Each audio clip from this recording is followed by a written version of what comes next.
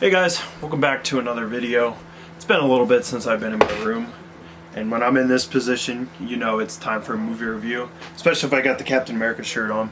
Today we're going to be reviewing the Thunderbolts, and if you've seen any of my movie reviews, you know I ramble and talk forever, so I'm going to try to keep this brief, a little more short than usual, hopefully under 10 minutes, but you never know with me because I just yap.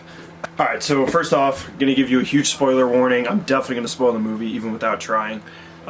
But I feel like it's kind of hard to review a movie without spoiling it. So, first things first, excellent movie. I was super excited to see this movie. It kind of snuck up on us. Like, I didn't really hear too much about it until like about a month or so ago when it started ramping up the advertising.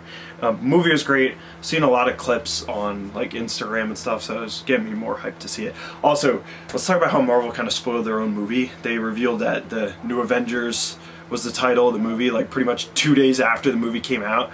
It's kind of annoying nowadays, like these movies get spoiled so easily and like they don't even like try to hide it. Like the actual movie companies like post spoilers and stuff. But naming them the New Avengers isn't that huge of a spoiler, it's still just kind of interesting. So I won't do a whole plot review like I normally do. If you're gonna go see the movie, go see it, but I definitely will spoil some key parts. But I usually like to talk about the good and the bad. So I'll get the bad out of the way first. Honestly, there wasn't too much bad in this movie.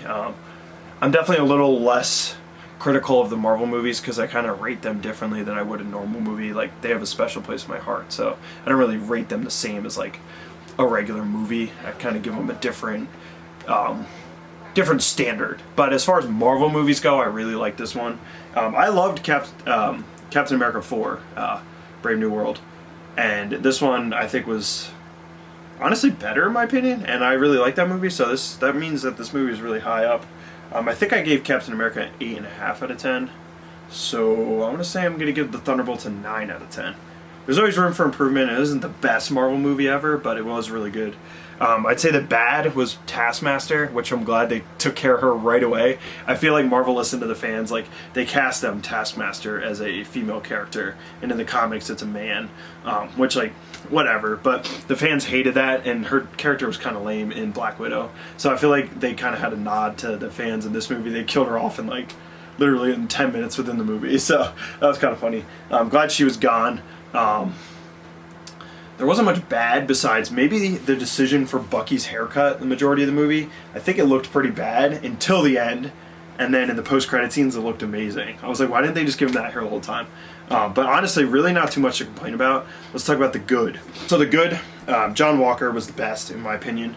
I love his character. It's crazy that people didn't like him at first when he kind of replaced Captain America. And it's crazy. People were like legitimately sending death threats to the real life actor, which is ridiculous. But I think that's a testament to how well he played the character, because you're kind of supposed to hate John Walker. But I think in this movie they kind of fleshed out his character more and gave you like more perspective on him as a person. And it was, I already liked him, but I think they made him more likable. He was really funny. He was definitely a bit of the comic relief in the movie, but they didn't make him a joke. Like, he was funny, but he wasn't a joke character. And he's just like, he's a badass. Like, I love his suit. I love his shield is sick. At the end, the post credits, he gets a beret, which was really cool. Like the hat was a good addition. He's just a cool, aesthetic looking character, and his powers are sick. And I just really like him. And like, I like how they kind of give him like a human side with the divorce going on with his family, because the movie kind of deals with themes of like depression, loneliness, trauma, and each character kind of has their own trauma and their own issues, and I like how they kind of showed that with the flashbacks and the void, and it just really gave a more human side to these characters, which like I don't think you see too much in a lot of these Marvel movies. It was complex and meaningful issues that they tackled in this movie. The next best part, in my opinion, was the Void, the Sentry. Sentry is a sick character. I didn't know much about him before this movie, but he's basically like the Superman of the Marvel Universe, like that powerful, but he's kind of got like this mental health that he deals with the Void. It's like his dark alter ego that's inside him. So I think he's a really cool character, and I'm interested to see how they use him in the future, because the problem with a lot of these OP characters is they're not as interesting when they're so overpowered. It's like there's nothing to combat them, but I like that he's got the Void. He's basically his own worst enemy, and that's going to kind of fight him and give him issues. So I think that's I'm excited for that character. His suit looks sick. Actor portrayed him super well. I liked him as Bob and the Sentry. And like all the Void scenes were really cool. I'm so sick of like the huge CGI fights at the end of these superhero movies, so it's kind of cool to see a different climax to this movie where the fight is like in the void and they're dealing more with mental health and their trauma and their themselves. They're fighting themselves in their past. So I think it was an interesting switch up on kind of the classic superhero trope of big fight at the end of the movie. Some other characters I really liked. Red Guardian's hilarious.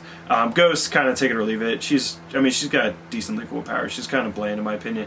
And I'm not a huge Yelena fan. I think she was really good in Hawkeye. They did kind of make this more of her movie. They really focused on her, which is fine. I mean, she's an interesting enough character. She's just not my favorite, but I don't have anything bad to say about her. And Florence Pugh is a great actress, so I think that's a cool angle they took for the movie. Not my favorite, but I could see why people would enjoy that character. And I like how they dealt with her, like, kind of her emptiness that she's dealing with. But yeah, Red Guardian's hilarious. I hope he stays on, like, a team in the future and they utilize him, because he's really cool.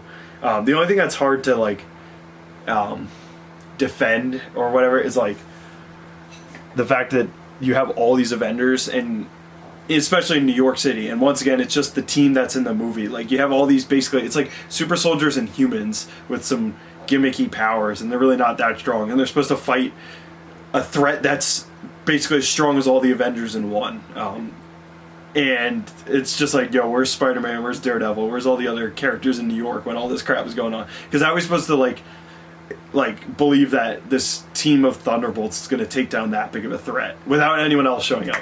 I also like Valentina's character. I like how she kind of plays more of like a nuisance of a villain rather than just an evil mastermind that dies in one movie like all these Marvel villains do. So I'm glad she's still alive and she's kind of in the shadows. At the end of the movie they say, Yelena says, "We own you." So she's kind of put in her place by the end of this movie, announcing the new Avengers, but I think she's going to pop up and cause more problems in the future. And yeah, like I said, the final scene where Valentina introduces the Thunderbolts as the new Avengers. Thought that was pretty cool. I don't think it's going to last very long. They're probably going to just come up with a new name, but we do see in the post-credit scene that they're still working as the new Avengers 14 months later.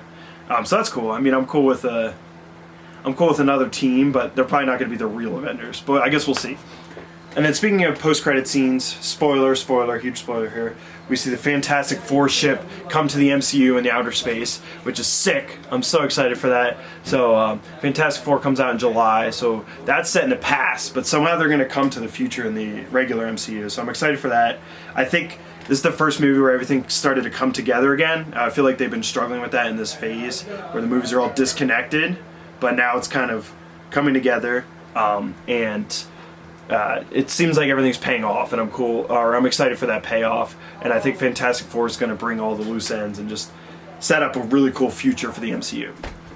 So yeah, like I said, not a super long review this time. I pretty much only have positive things to say about the movie. It was just a fun watch, entertaining. All the characters were really cool. Actors were great. Wyatt Russell as John Walker is probably the best performance in my opinion. Florence Pugh is always a great actress. And then the other characters fit in super well, and Lewis Pullman as the Sentry was also awesome.